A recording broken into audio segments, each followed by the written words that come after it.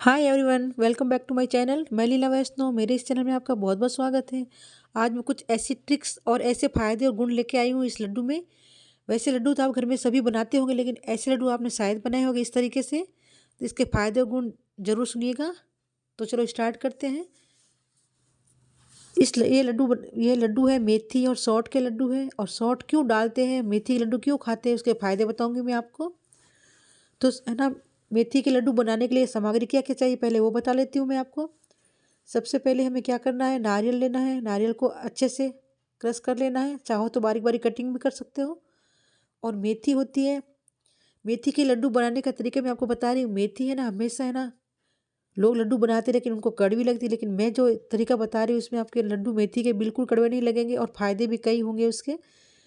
तो मेथी को है ना अच्छे से मिक्सी के अंदर पीस लेना है बुरबुरा। और फिर है ना, बादाम को भी पीस लेना है और काजू को भी दरदरा कूट लेना है। जितने भी सामग्री है, गूंद वगैरह सबको ऐसे पीस कर रखना है। और जो फूला के लिए गूंद होते हैं उसे बड़े बड़े आकार में कूटना है, पीसना नहीं है। और गूंद क्यों डालते हैं मेथी में, मेथी में गूंद इसलिए डालते हैं क्योंकि गोंद खाने से हड्डियां मजबूत होती हैं और दर्द भी नहीं होता है हड्डियों में, कैल्शियम की कमी नहीं आती है। और है ना, मेथी के फायदे ये हैं कि मेथी के लड्डू हमेशा सर्दियों में खाना चाहिए। मेथी को है ना हमेशा ध्यान रखना, जब भी आप लड्डू बनाएं तो मेथी को पहले ना उसको दरदरा एकदम पीस करके दूध में भिगो करके रखना चाहिए 2-3 घंटा, ताकि उसमें अच्छे से मोगरी पड़ जाए। इससे कि हमारी मेथी कड़वी नहीं लगेगी। और फिर उसे मेथी को दूध में डुबा करके एकदम अच्छे से भिगो करके रख देना चाहिए 2 घंटा। तो 2 घंटे के लिए तब तक हम छोड़ देते हैं मेथी को, तब तक हम गोंद वगैरह पीस लेते हैं।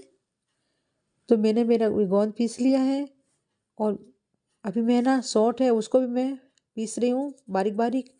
और सौंठ हमेशा इसलिए डालते हैं मेथी के लड्डू में क्योंकि सौंठ में कई गुण पाए जाते हैं। क्योंकि जब भी सर्दी का मौसम आता है तो सौंठ के लड्डू सर्दी में ही खाए जाते हैं, क्योंकि सर्दियों में ज़्यादातर लोगों को जुकाम, सर्दी, खांसी, बुखार ये होता रहता है। और सौंठ के खाने से ना उसके शरीर में थोड़ा एनर्जी आती है और वो गर्माहट होती है, तो इसलिए कभी जुकाम भी नहीं होता है और सर्दी भी नहीं लगती है, खांसी भी नहीं आती है, बुखार भी नहीं होता है। तो हमेशा है ना सौंठ सौंठ है ना मेथी में डाल के खाना चाहिए। ये बहुत फ़ायदा है इसका खाने का।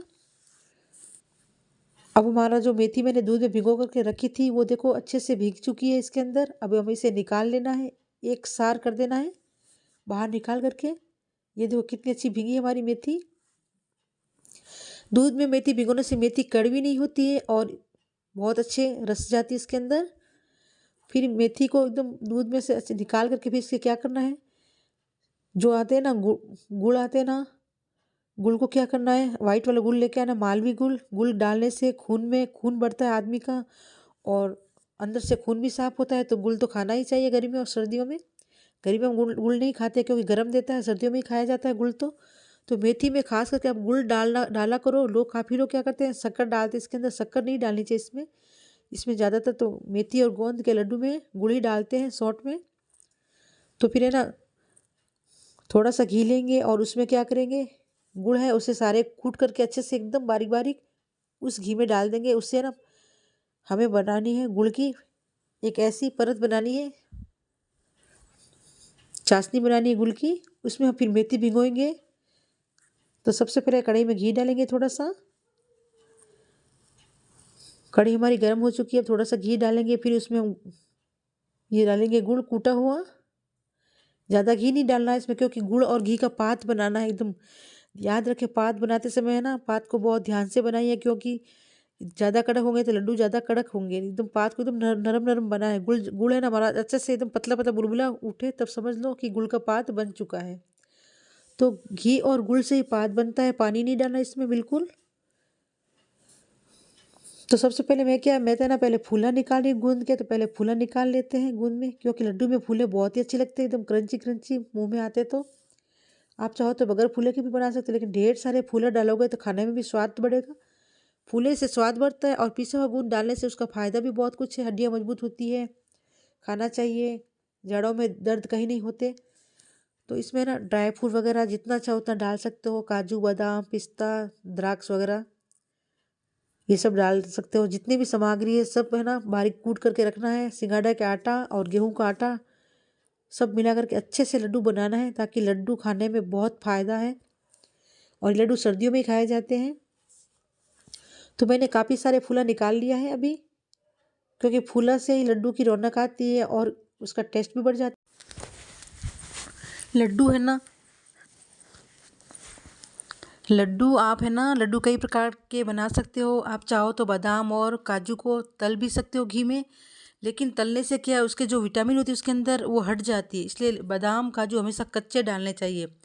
कच्चे काजू बादाम खाना बहुत फ़ायदा होता है। काफ़ी लोग मैंने देखा है ना, घी में फ्राई करके डालते हैं, वो उसका स्वाद है, खाली स्वाद से कुछ नहीं होता है, लेकिन उसमें जो उसकी अंदर जो विटामिन होती है वो सब हट जाती है। तो मैं तो कहती हूँ हमेशा है ना, कच्चे काजू काजू और बादाम कूट करके डालना चाहिए, और थोड़ी बड़ी बड़ी साइज़ में कूटो ताकि मुंह में आए और आपको अच्छा भी लगे। तो इसका फ़ायदा ये है काजू बादाम का। अब आपको कच्चे अच्छे नहीं लगे तो आप तल के डाल सकते हो, लेकिन तला हुआ इतना अच्छा नहीं होता है। जब भी आप है ना गोंद को डालो ना, तो उसमें पीस करके डाला करो। और फूला इसलिए बनाते हैं क्योंकि उससे स्वाद बढ़ जाता है, फ़ायदे ये होता है। और है ना, चाशनी बनाओ ना, जब गुड़ और घी की पात बनाओ ना, तो जब पात थोड़ा सा बन जाए तो उसमें क्या करना है, मेथी जो दूध में भिगो करके रखी थी वो इसमें डाल देना चाहिए। उससे क्या है, मेथी का कड़वापन जो गुड़ की चाश थी उसमें चला जाता है। फिर क्या है कि ये ना चाशनी है ना, बनाने से एकदम मेथी मीठी हो जाती है और लड्डू इतने टेस्टी, इतने अच्छे लगते हैं कि आप लड्डू खाओगे ना, तो पैरों में दर्द बिल्कुल नहीं होगा, हड्डियों में जान आ जाएगी, एकदम नई जान आ जाएगी, ऐसे लगेगा कि मानो मुझे कुछ हुआ भी नहीं है।